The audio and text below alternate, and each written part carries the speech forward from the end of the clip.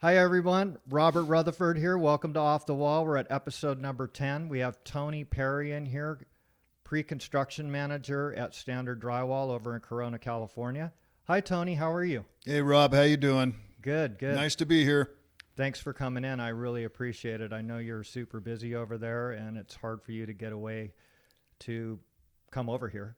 I did have to sneak out. Yeah, well, thank you very much. I really appreciate No it. worries. It's all good. You've been in the industry for a long time. 38 years and counting. 30, yeah. Yeah. I started with Berger Brothers back in 81. Worked with them through my apprenticeship. Went to Church and Larson. Worked a few years there. Actually, a lot of years at Church and Larson. Then went to, when it got slow, went to other companies like Martin Brothers, Pierce Enterprises, Stiles. I've been around the block a few times. You've been in the industry 38 years and you've worked for a lot of different guys. Yeah. And I've worked for the Carpenters Union as an instructor for 4 years. And then I got lucky enough to go with Standard Drywall. And I've been there ever since, and I hope to retire with them. So that's great. Yeah. That's great. You started as a lather? Started as a lather, yep. Went through the whole apprenticeship training program and went through the short apprenticeship a year, 42L in Santa Fe Springs. Just missed the one in Maywood or Linwood. I can't remember. I think it was Maywood back before they got to Santa Fe Springs. So went through my apprenticeship in 1982, turned out, and then just been banging away ever since. So, When you became a journeyman, did you start running work right away, or how long did it take you to become a foreman to start running work? I actually started running work as an apprentice. For Berger Brothers, there was a superintendent named Jerry McKnight that came up to me and asked me if I was interested in running a job. And I said, yeah, I'm interested. And he asked me, do I know how to read prints? And I told him, fuck yeah, I know how to read prints. And I didn't have really a clue how to read a print. But luckily, my dad was kind of in the industry, not as a lather, but as a plumber. So I brought the prints home and he kind of navigated me through the drawings and I learned how real quick. But that's how it happened. Jerry McKnight gave me my first experience as being a foreman. Then I ran work for Church and Larson for a long time. So everything's been good. Good. How many years were you at Berger? Berger, I was there for 3 years. Mm-hmm. So you had, the apprenticeship was short. Yeah, the apprenticeship was real short. It wasn't hours wise though. It was in the training end of it. It was short. But as far as having the hours logged to have journeyman wages, that was still 2.5 years or 3 years? No, I happened to journey out quick because there was so much work back then because the 84 Olympics were coming. Mm-hmm. So you were only supposed to go to school one night a week. And I was going more than one night a week. So just got married so I can kind of try to journey out as fast as I could. So I was putting in more time than I should have in the training. Mm-hmm. And I was getting a lot of hours, working a lot of overtime. So they turned me out early. I didn't have to put in the full, I think it was 2-year apprenticeship back then. But God, I was out early. So It worked out pretty good. So back then, did you have to be a certified welder before you turned out? You did have to be certified. Yep. Yeah. Because when I was an apprentice, it was around the same time frame and they had just changed that to where we had to be certified. LA City certified before we turned out. Yep, you had to be certified AWS and LA City. Yep. Yeah, that put a big change in everything as far as how long you were in to be an apprentice in the school, because you had to have those hours in for that. So you just accelerated it, and they gave you that opportunity to be able to do it. They did, yeah. That They was did. cool. Jerry McKnight and Kenny Larson. Kenny Larson was the superintendent when I started at Burger Brothers. Between Kenny and Jerry McKnight, they pushed me through pretty good. So, What types of jobs were you working on for them? mostly exterior jobs. Back then, the lathers were well versed in framing and lathing, unlike today. So, but yeah, I was mostly on exterior. I didn't do much drywall hanging, shall I say? Yep. But we did a lot of interior framing and exterior framing, but not much drywall at all. So. Yeah, you were one of the last time frames where lathers were doing everything. That's it. You know, we do tin can framing, acoustical ceilings, anything that was involved in our trade. Lathers did it all. Yeah. Yep. The lathers did it all. The only thing the carpenters had, and I may be going to say this wrong, but I think the lathers gave the drywall to the carpenters way back when. But yeah, the lathers did it all, from framing to lathing and they even hung drywall too. Oh yeah. But they did it all. They were well versed in every aspect of the trade. So the lathers, good trade, real good trade. Yeah. Well, it never got boring, right? There was always something different to do. Never got boring. And from layout to trim to structural framing and hanging board. Yeah. You know, getting that stuff done. Yep. A lot of old timers. I gotta say, Burger Brothers. I had some really good mentors at Burger Brothers. Guys like the Flaths, which I know you probably heard of, Larry Flath and George Flath. The Flaths were my mentors. John Button was my mentor. Danny Bell was my mentor, and obviously my cousin Joe Perri was a big mentor of mine as well. So I had some good mentors to teach me. So, and you were working hard, so they took you under their wing. Obviously, and taught you what they knew. Yeah, I think one of the reasons is I consider myself a lather athlete. I come from athletics. You probably know, Rob, I played hockey most of my life, and I continue to still play hockey right now. But everything is competitive to me. I have that competitive chip on my shoulder where when I go to work, I got to work harder than anybody else. I got to frame more footage than anybody else. I got to put more yardage of lath on the wall than anybody else. That's the way it was back in the day on the job. I mean, you worked your ass off, and guys treated you well. When you worked your butt off, they treated you well. You got respect. Yeah, you got big time respect. Yes.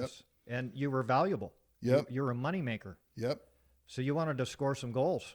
Absolutely. Yep. So yeah, it was hard work, and it still is now. But I think the times are a lot different now. I think the kids coming up, I think they're not being mentored like I was. Sometimes I feel like we don't have time to mentor these kids anymore, but we really need to make time to mentor these kids. We need to teach them work habits, attitude, passion, a lot of these things. And I think they're lacking it out there right now. Plus, you know, they're millennials, and to teach or mentor a millennial is a lot different than teaching or mentoring what you and I are, baby boomers, because now they just can't seem to take an ass chewing. They don't like being yelled at, but they're smart kids. But I think we need to coach them just a little bit better and get into their heads a little bit more rather than yelling and screaming at them, because I think they really have that mechanical ability to become good carpenters / lathers. It's just going to take a little bit of different way of doing it like we used to do it. So, yeah. Yeah, the 4-letter words were all part of the game plan. Oh yeah. And you put up with that shit, right? Oh yeah. And that's what you kind of got your respect too. You know, if you could take it and you could keep on going and listen to these guys, they would respect you for that. And it was part of the gig. Yeah, I'll tell you a story, Rob. When I was an apprentice, and this is before Jerry McKnight became superintendent at Berger Brothers. He was running the job, and I was on his job. And I was on that job. I just got moved to that job, and he didn't even call me by my name. I don't even think he fucking knew my name. My name was Peckerhead. And he called me Peckerhead for probably 2 or 3 weeks, and finally I fucking had enough. And I was in the man lift going up the tower, and it was just him and I in the lift, which was a good thing. And I went up to him and I go, Jerry, I said, do you even know my fucking name? He said, I know your name. I said, you call me Peckerhead one more time, I'm fucking out of here. He goes, I was waiting for you to say that, Tony. Mm-hmm. Yeah. He goes, it's Tony from now on. I said, okay. Yeah. You know, but yeah, that's kind of how it was, you know. Yeah.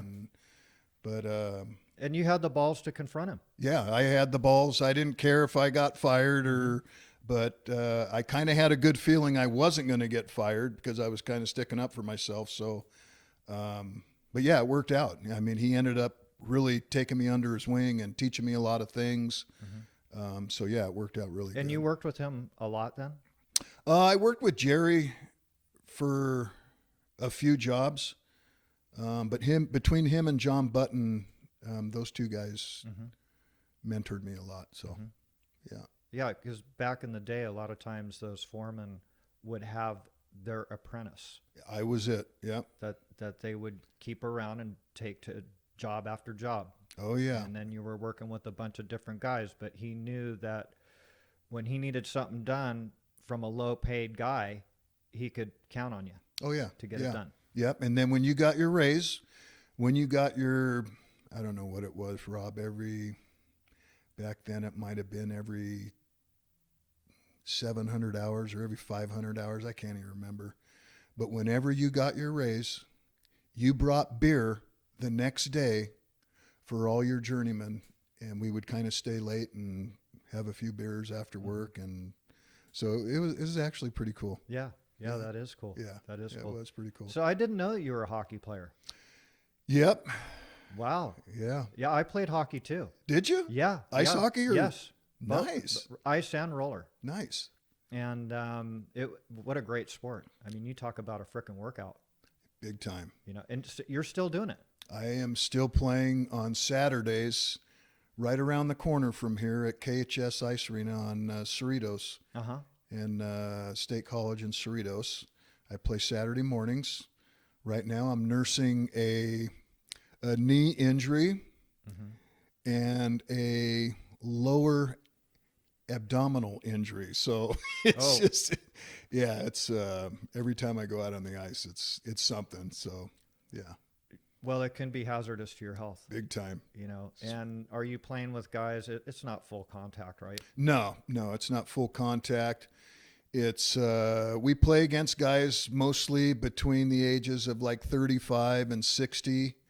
Once in a while, there's some young kids out there, but it's you know, it's nice just to go out there and shoot the shit with the guys, have a beer after you skate, and then the next day you wake up and you're sore. Yeah. You need the day to recover so that you can get back on your feet. But you talk about exercise, you know, so you're wearing full gear when you go out there? Full gear, yeah. Yeah. So well, I take that back. I don't wear a face shield. I don't wear a mouthpiece. I should, but I don't. But you're full pads. Full pads. Yeah, full pads. A little different skating without the pads, huh? Yes, It's totally. like, you know, we used to public skate, you know, before we started playing hockey, you know, and we thought we were all good. And then we put the pads on. We were like starting over. Yeah, exactly. And then it's also real difficult to skate without a stick in your hand. Yeah. You know, when you go to the public session, you kind of feel a little weird skating around without no gloves and stick, and you're going, wow, this kind of feels weird. But hockey's been really good to me. It's taught me a lot of discipline in life, being competitive, which I'm super competitive. If I'm playing a little kid in checkers, I'm fucking beating them. You know, that's just the way it is. Yeah. I gotta win at everything. So hockey's been really good to me. My son played it. My stepsons played it. And I'm still playing, and I'm Good blessed. for you. Yeah, I'm Good blessed. for you. So, Yeah, that is really awesome, because a lot of times when you start getting up in your 50s and stuff, you don't see a lot of those guys out there anymore. And I stopped playing when I was like 35. And so we were doing roller, you know, it was 4 men on, and I was the oldest guy on the fucking team. All these kids were out there, you know, 21 and 25 years old, and some of them looked like they were older than me. And after one of the seasons, I asked them, I said, how old are you guys? You know, how old are you? And how old are you? Well, I'm 21, I'm 25. It's like, I'm 35 freaking years old, which is still young. Yeah. And, but they were really good skaters, and I figured, you know what, cause every time I'd go out, something would end up happening, you know? That's like me. Every team I have ever played on, well, I take that back. In youth hockey, you had to be all the same age, you know, when you're coming up through the divisions and stuff. But once I got into the beer league hockey, I was always the oldest guy on the ice. Every fucking team I played on, I was the oldest guy on the ice. I think that made me work harder. Yeah. But Yeah. oh well, that's the way it goes. I just got to the point where I just felt like I couldn't get injured being out there, because I'm super competitive too, you know, and you know, the puck was like blood, you know, I'm going after that. No matter what, I'm going to get it, and I want to get it away from you, and I want to score goals. Yep. And it was really fun. It was a lot of fun doing that, and what a workout. I mean, you are just dripping in sweat when you're finished playing. If you still got your gear, Rob, we can do a little stick time on it's all on gone. Thursday. It's all gone? It's all gone. It's all gone. Well, there's a little place down the street. You can go buy some gear if you want. Yeah. It's the hockey warehouse there. Yeah. Yep. So Now I have different things going. I've been doing a lot of surfing and stuff like that. Cool. And it's good for my mind. You Yeah. know, I get out there and get the salt in my gills, and it's an adventure. There you go. Every time. There so you it's go. Really a lot of fun. Cool. Really a lot of fun. Cool. Do you have any other family members in the trade? I don't. I don't have no kids that are in the trade, but I do have my cousin Joe Perri. He's in the trade. He's older than I am. He still works for Church and Larson. He actually came from Berger Brothers. But yeah, he's still working. Mm-hmm. Is he running jobs, or is he on Yeah, the he inside? runs work for Church and Really? Larson. Yep. Yeah. Yep. And he's an old lather too. So from 42. Yep. Nothing he can't figure out. Nope. No matter what, he's going to figure it out and make it look good when it's done. That's right. That's right. Good. And you were saying that you were working at the union for the apprentices for the union? I did. Yeah. After I just kind of felt like I was in a little bit of a lull in my life, working for Church and Larson, and this guy from the Carpenters Union approached me and said, "Hey, would you ever be interested in being an instructor at the Carpenters Union?" And I said, "Yeah, I coach hockey. I've coached hockey for a lot of years, so yeah." So he said, "Hey, why don't you send a resume to our coordinator at Santa Ana Training Center, and I said, all right. So I made up a resume and I sent it to a guy named Neil Halliday. I don't know if you know him or not, Rob, but he passed away a few years ago. But actually longer than that. But I gave him my resume, got an interview, and he hired me like a week later. A real good job. You know, I was going to all the training centers: Vegas, Bakersfield, Sylmar, Whittier, San Diego, Santa Ana. At first, mainly teaching. They hired me for lath, to teach the carpenters how to hang lath and do lath and trim and paper. And so I was training carpenters. So when I went there, the first lath class I ever taught there, I went to the tool crib and I said, what do you got to put the paper on the wall? And they said, a hand staple gun. And I'm like, what? I said, look, I'm going to give you a list of tools, some lathing tools that we need here in the tool crib, so I can teach the class right, the way lathers are supposed to install paper and wire and stuff. So yeah, it was good. It was good for the carpenters. And it lasted about 4 years. You know, Rob, that we had some fiduciary issues with our pension when we were at 440, obviously. So the carpenters, or actually the lathers, shall I say, we took our vacation pay away. So I was actually the only instructor not getting vacation pay. So at that time, I asked the director of training, which it was a guy named Tom Benson at the time. I sat him down and I asked him for a raise. It wasn't a raise per se. It was just, give me my $2, my vacation pay. So I'm kind of equal to the rest of the instructors. And he said no. And I said, okay, it's worth a try anyway, Sure. you know. So I went back and started working, and I don't know how long after that, they wanted to move my home base to Sylmar Training Center, because my home base was Santa Ana, which was, 20 minutes from my house, maybe a half hour at the most. Convenient, really convenient. So they wanted me to move my home base to Sylmar, because one of the other instructors got in trouble at Sylmar. So they wanted to move him to Santa Ana and me to Sylmar.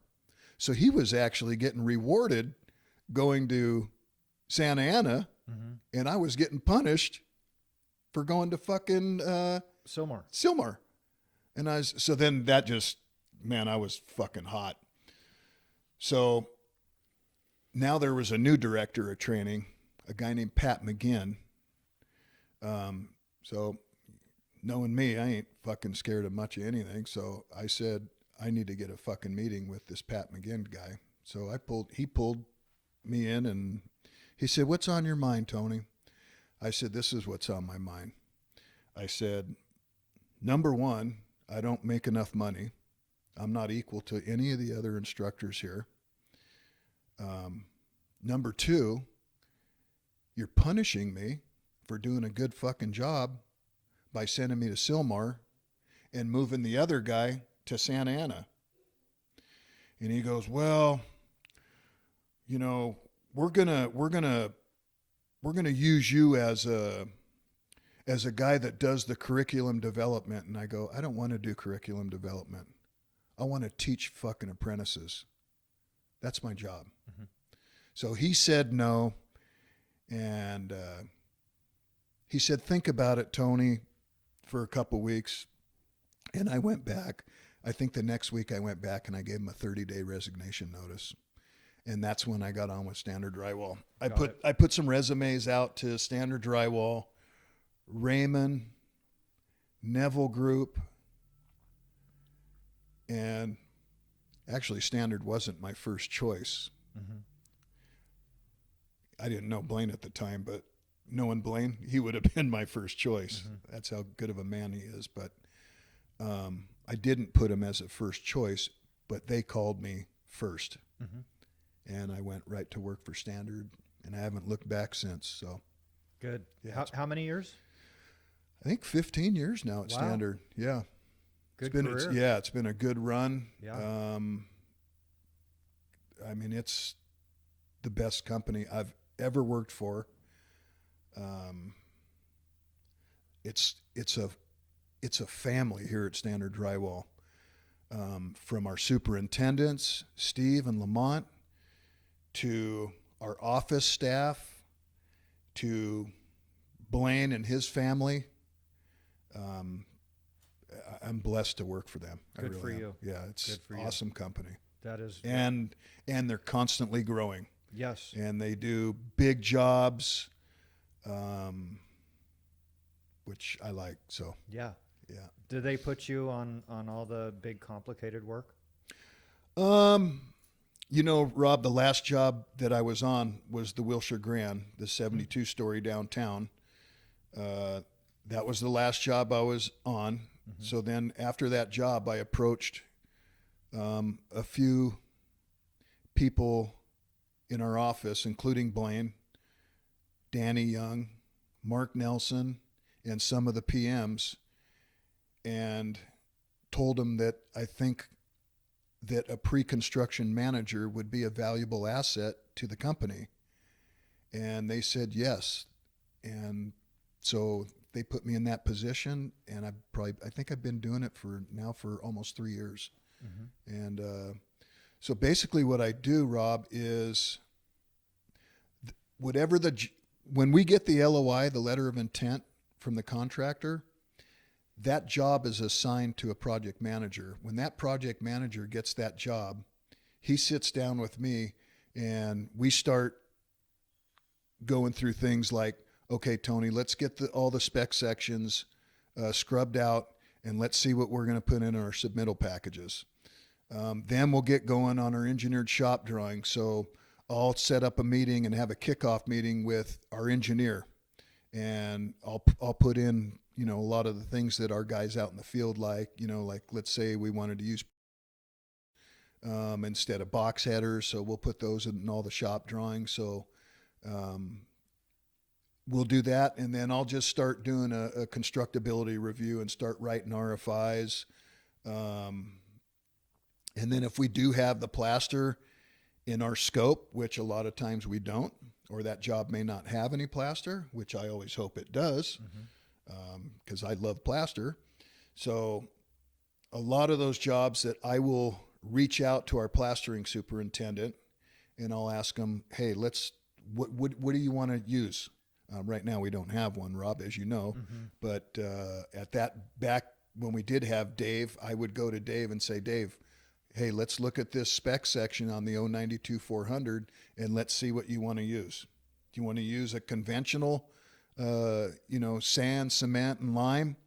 Or do you want to use what our competition is starting to use all the time, is the one component pre-blended mixes, that all you do is add water and you go. Yep. That's kind of what it's going to now, Rob. And then on the lath end of it, I kind of know what I'm going to pick. And then if I know that general foreman, him and I will sit down and we'll collaborate a little bit and see what kind of trims we need to put in there. Obviously, we put some of the good aluminum trims that are out there. Brand X, right? Yeah, Brand X, obviously. And then, we'll put other trims in there. And then, our paper and wire, depending on what spec. If we need to make a substitution request, sometimes we'll have to make a substitution request and put what we want to put in there. So that's basically what I do. And then I'll go on job walks if asked, by my PMs. For example, the Lions Park project that we did the diamond first system on, it came out bitchin'. Good. I'm very happy. It came out fucking bitchin'. The only thing that I was not happy about, which is a pet peeve of mine, and I know you know about it, is our plasters didn't cut back enough on your trims. So basically the finishes are proud of all the trims, and it's hard to sell sometimes when that happens. But the system was bitching. Matter of fact, I just went out there last week, and they want to try to put it in as an award, an architectural award. Nice. Yeah, it's wow. I don't know if you've gone by there lately. I haven't seen it finished yet. I saw it right before they were going to start plastering. I went out there with Sal and them. Yeah, you got to go out there, man. I will, for sure. And I don't know if you've walked the inside too. I did when it was in the framing stages, and it was unbelievable. All the radius work, dude. It's yeah. Sal did a bitchin' job. He had some very sharp guys out there. Sal, Michael. They did a fucking fantastic job on that thing. Yeah, did a great job. But yeah, the outside looks. Actually, everything looks bitchin', man. That's awesome. Inside, outside, big acoustical plaster ceiling on the inside. I mean, it's a ceiling. It's really nice. Yeah, it came out really nice. Yeah. Nice job. There was. It's kind of a box, but there's some very difficult conditions out there as far as the exterior. Yeah, there is some those two. There's at the ends, and I know you know what I'm talking about. The Adams and the Victoria room on the northeast and west ends, man. Yes. They're trick. Very trick. Yeah, very trick entries. Very into that difficult. Building. Yep. Throwing in compound radiuses into a corner of a building is very difficult. And you had some really good guys running that job. Yeah. Very smart. Yeah. And very, very conscientious. Yeah. And the communication out there was really awesome. You guys are great communicators and not afraid to ask questions on how stuff gets put together, because you want to be educated on it, right? Absolutely. And there's a lot of collaboration. You probably know Matt Dobkins was he was the PM on that job. He's a super PM. He collaborates with his foreman. He collaborates with me. He's got an open door. Dude, he is. We got some good PMs, man. Yes. Yeah. But yeah, that was a good team out there between Matt, Sal, Michael, me at the front end, and whenever we needed help, I would go out there and I would help whatever Sal or Matt or whatever. So, but it worked out really good. I love that job. And it sounds like you guys run all your jobs that way. You guys do a lot of pre-planning. Well, you're the pre-construction managers, so you're troubleshooting a lot of this stuff, and then you're bringing your PMs that understand how this stuff gets put together, because Matt's going to be a guest on is he? The show. Is he? And he has shitloads of field experience. Yeah, he does. And that helps all this stuff get put together and run smooth right out of the gate. Yeah, you're right, Rob. But I think we could be a little bit better when the job starts to go and I'm kind of phased out a little bit. I think we need to have more planning, better planning, because at times I think we're more reactive instead of being proactive out in the field. And our guys, sometimes I think they get a little bit of lackadaisical in planning things out. They should be looking 2-3 weeks ahead on their work. And I think sometimes they're not looking ahead, period. So I think planning is a big thing that the whole industry we need to improve on. Because obviously these contractors, as you know, Rob, the contractors, they're not as smart as they used to back in the day. We used to have superintendents on the job site that were like retired carpenters, older guys that really knew how to put a job together. Now it's guys that went to school and graduated in construction management and have never worn a fucking tool bag in their life. Never. And then the other thing, Rob, is why pre-construction is so valuable. I want to mention this because it's a huge point, is back in the day, we used to get drawings that were 100% clean documents that you could build off of. Now I'm handed plans that they're not even construction documents, they're design documents. And sometimes they're fucking schematics. Wow. So, and then when they finally do call them construction documents and they say they're like at 80 or 90%, in reality, they're probably at 50 or 40. So we got to try to develop, if we're doing a design assist, we have to develop some of those details, whether it's exterior or interior. We're developing these details to further along the process of these construction documents actually becoming construction documents. We call them IFCs. So the IFC drawings are the final drawings that go in for permit, which the IFC stands for issue for construction. So, and that it takes a while to get those drawings. Sure. Because these architects and designers they're just not as good as they used to. They want you to do the work for them nowadays. And I'll use a job as an example right now. We're going to be doing the Los Angeles International Airport people mover. So I have designated Tuesdays as my day to go out to the LAX and work all day. Before I came here, I was actually working on that project. But on Tuesdays, I'm there all day long. And the drawings right now are at 100%. They claim to be at 100%. But in reality, they're probably 70, if that. So like on Tuesdays, I'm in design workshops most of the day, helping the architects develop details, wall types, and stuff like that. So a lot of it's done on,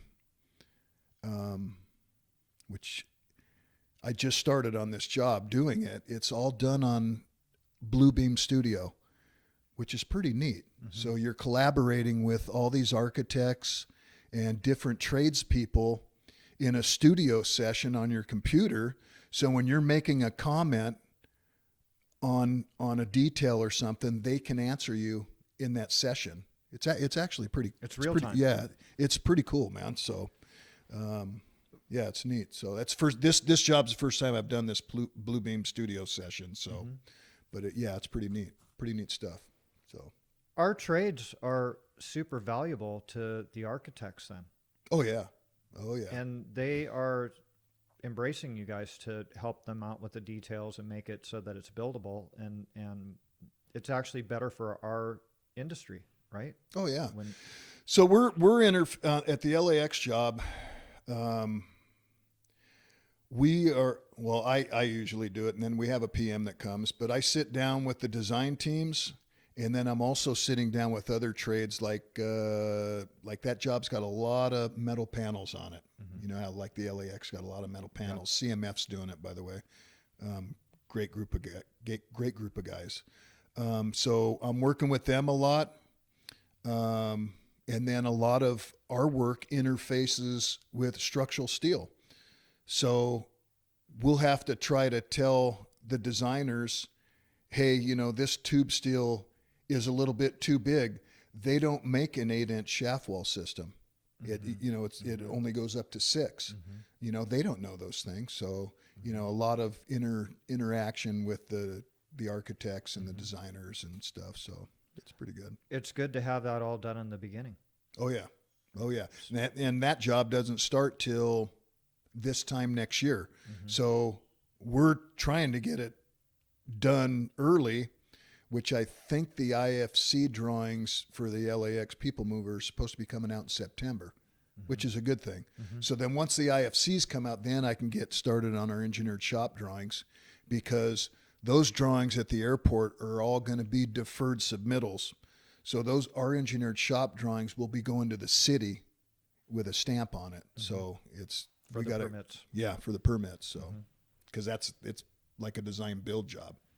So that must be really difficult to bid those things then, because there's a lot of extra hours that you guys are throwing into it, and you're not wasting time like billable hour type of shit. You want to get this thing done. You want to get it up in the air. Oh yeah, big time. Get it done. You want to get boots on the ground. Yep. And start snapping lines. Yep. Right. Yep. Yeah, and you know how the airport work is. This an 8-hour day, maybe you work 4 hours. The rest of the time is cleaning up or running with some security guard or getting escorted here and there and getting your material 3 miles away. Yeah. You know, it's logistically, it's a frickin' nightmare at the fucking airport, dude. Absolutely. So, absolutely.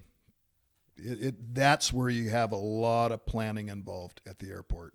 So, yeah, we got to have our ducks in a row on that job.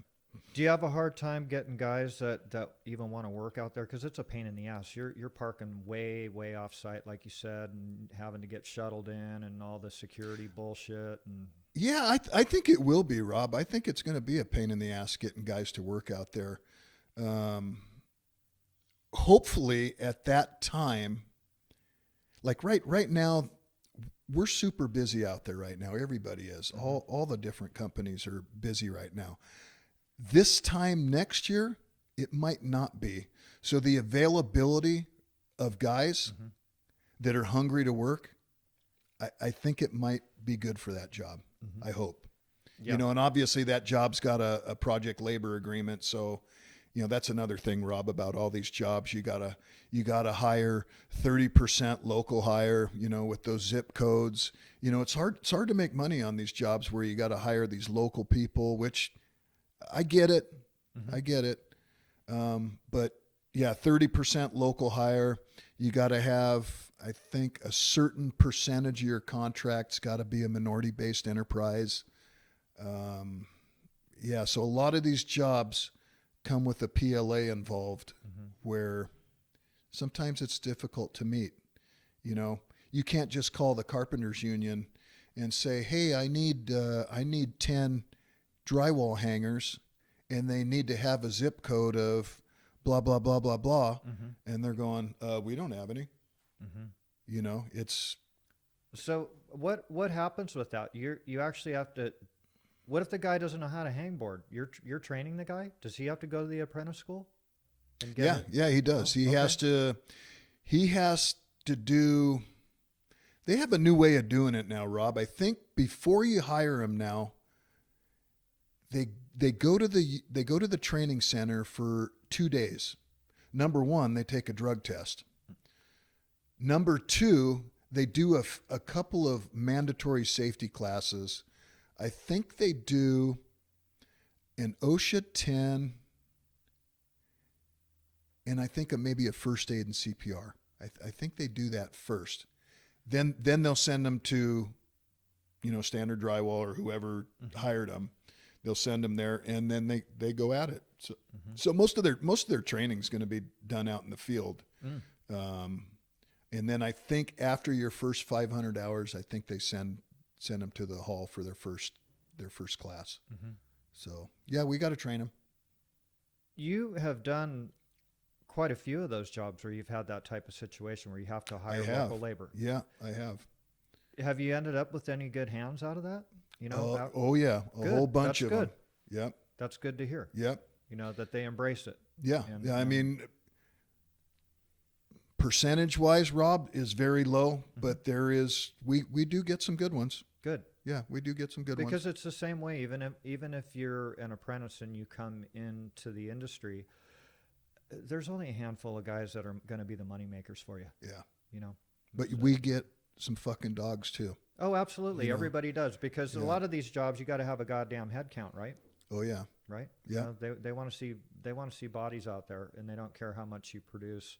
They just want to see that head count that's out there. And I've been on jobs before where we've laid guys off 3 times, and the guy comes back on the job because we need bodies out there. And it's like, dude, I just laid you off Yeah, 2 it's weeks a ago. fucking revolving Yeah. door, man. It's fucking in and out, man. Right. They get hired, they get fired, and they come right back in fucking a month later. It's fucking nuts. It's sad. Yeah, It's it's actually nuts. a sad thing. It's And nuts. a lot of times, by the time you figure out that you're losing money because you were babysitting guys that weren't producing for you, it's too late. And then you want to try to get all your best guys on that job to try and get it cleaned up, but they're spread out. They're on these other jobs, and they're running work for you. Those guys, you want them out there producing Yeah. at all times. Yeah, it's hard to build teams out on a job now. It's very hard. Our superintendent Steve, he does an awesome job with the zip codes. He knows how to work the system, shall I say. He really knows how to work those zip codes. So he likes to, does he work with the guys and try to keep them as close as he can to their house?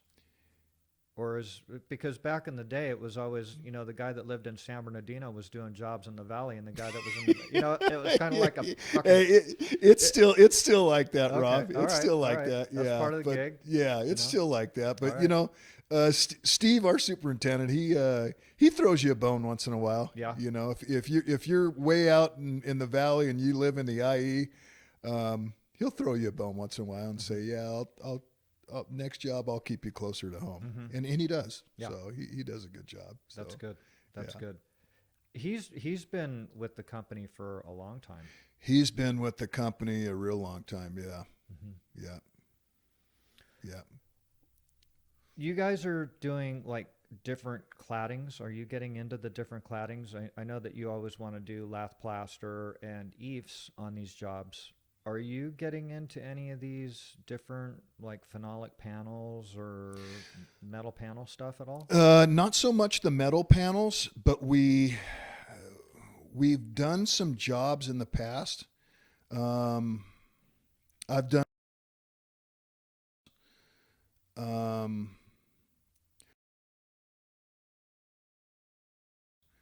where that wasn't mine, but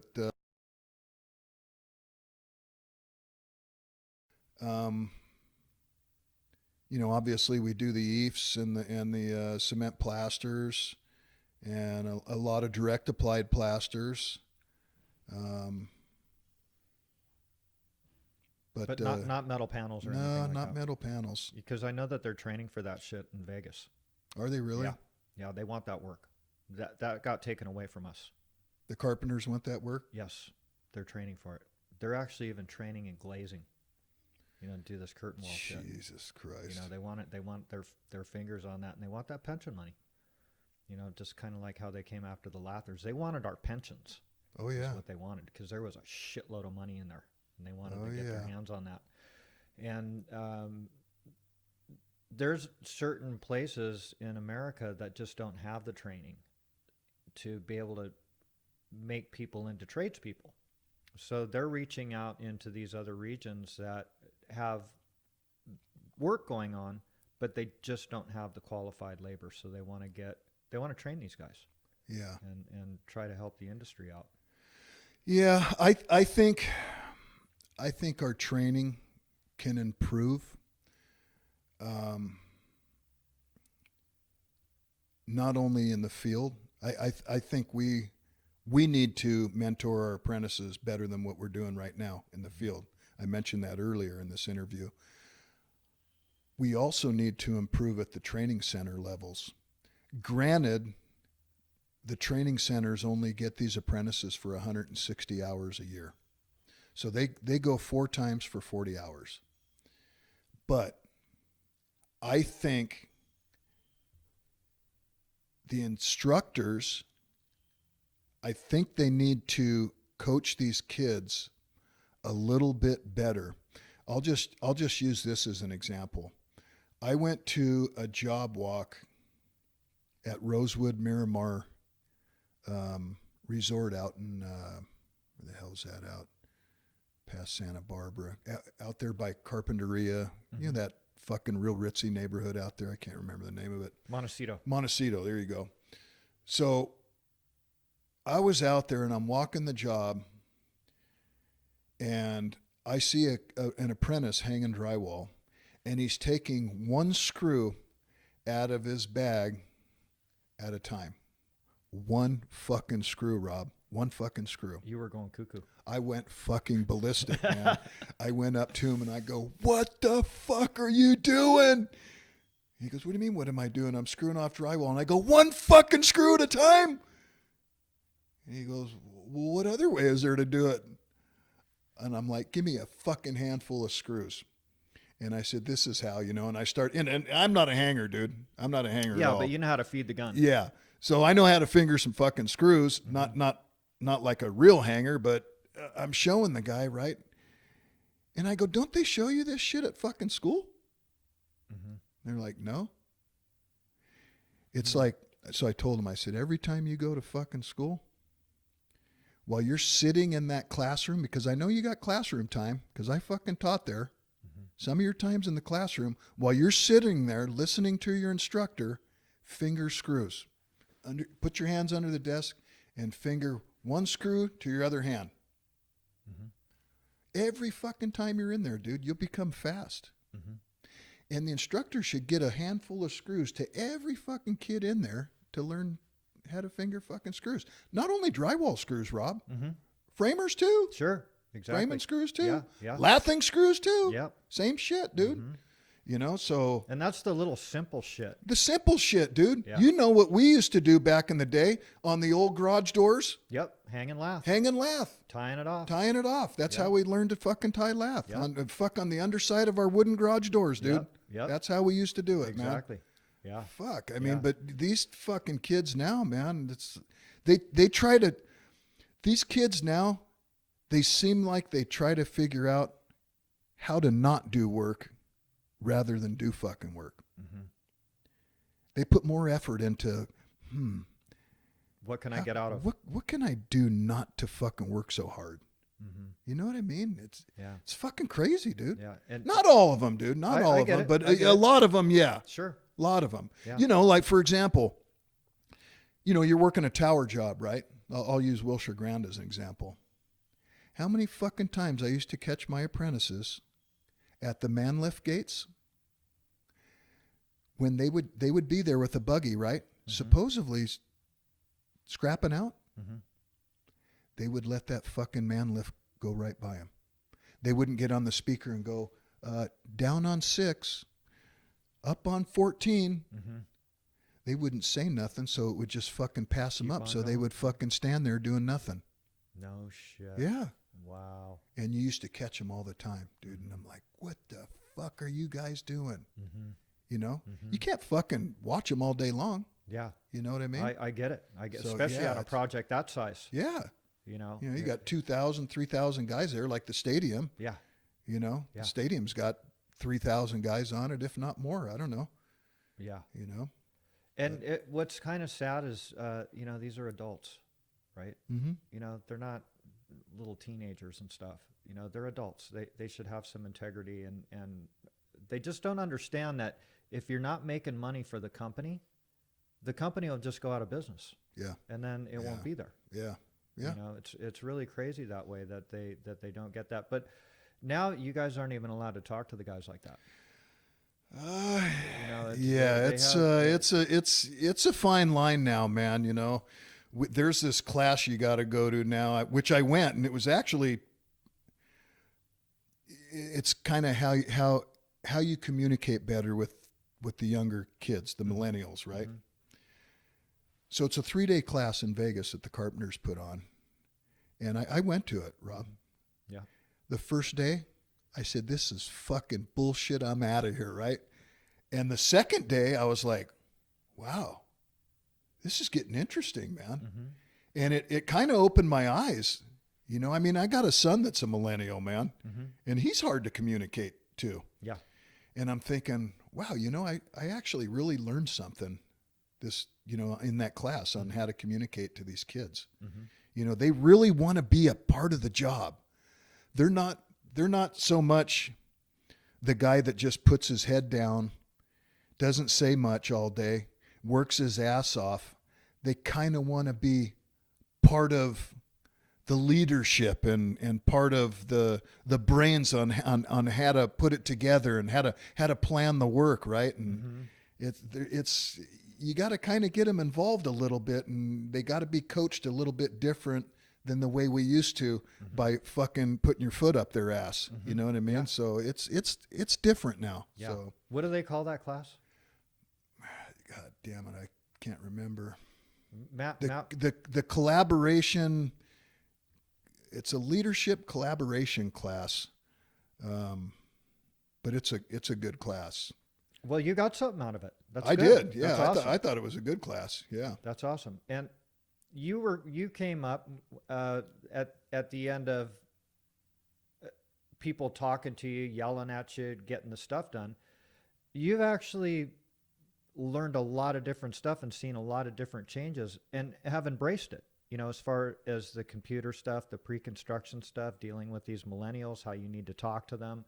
You know, we didn't have the shade shelters for our lunch. Oh, and yeah. The water stations. The and all water that stations, stuff. yeah. That it wasn't there, and now it is. And you either have to go with it or you need to get out of the trade, basically, right? Yeah. I mean, yeah, we gotta provide cold water to these guys. The shade shelters, if they're not feeling well, you know, it's a little fucking hot outside. Yeah. You know, you got to go sit in the fucking shade, you know. Have your private time. Yeah, have your little private time, man. It's fucking nuts, dude. Yeah. It's fucking nuts. Yeah, it's crazy. It's crazy, and it's really hard for, you know, guys that were in it back in the 80s, because we're the kind of the last of the Mohicans. You know, as far as that. Oh yeah. The guys before us looked at us like we were the soft fuckers, you know, right? You know, yeah, right. Because they were hard as nails. Oh yeah, you know? Yeah, big time, man. They were very tough. They were very tough, and but they would praise you when you did things that were good back then. I mean, my mentors would even, you know, back then. I mean, you know, you would try to buy a tool once a month. Sometimes that foreman or your mentor, he would fucking bring it into you, Rob. Yeah. Hey, here's a pair of snips. You've been doing really good, Tony. Here's a pair of fucking snips I bought you, dude. Yeah. You know what I mean? Yeah. Yeah. It was like they appreciated it, but you worked fucking hard and you listened to this guy. You know what I mean? Yeah. So. Yeah. Really, really has changed a lot as far as that goes. And it's almost like they're making them softer, you know, the apprentices, like you said, you know, they're not even teaching them how to finger screws when they're hanging board. Yeah. You know, that's part of the thing. And the other thing is we've talked about this with guys as far as when you first get on a job, you're on the scrap pile, right? I mean, that's how you start. And the journeyman or the foreman is looking at your hustle. You know, if you're getting this thing done and getting it done fast for him and listening to what he's telling you to do, keep that there, move this over here, throw this shit away. And that's how you're kind of reading these guys of where they're going to go. Yeah. What, you know, some guys are in the apprenticeship for 3 years and they come out, they're a caulking foreman. I mean, what the fuck is that? Yeah. Well, I did safing on this whole job. Really? That means you suck. Right? Yeah, right? Right. You know, I wouldn't tell people about that. You know? Yeah. But see, some apprentices you would see scrapping out with their bags on. That tells me something. And then you got guys that scrap out with no fucking tools on. Yeah. What if you're fucking pushing that buggy around, filling up the buggy, and there's a guy that says, "Hey, dude, I need a fucking stud cut real quick. Can you do it for me?" You got your bags on already. Yep, you're right to fucking go. tape, fucking pencil, whatever, dude. Yep. You know? But, you know, you got some of the guys that just they'll scrap out with no bags on, you know? And those are the ones that you watch, and they're the first ones on the list to leave. Yeah. You know, because it's always been the same as far as that goes. I think there's just a small percentage of the ones that are going to be the leaders. Yeah. That are going to come up in the trade. But then you got other apprentices that'll reach out to you. Hey, can you show me how to read drawings?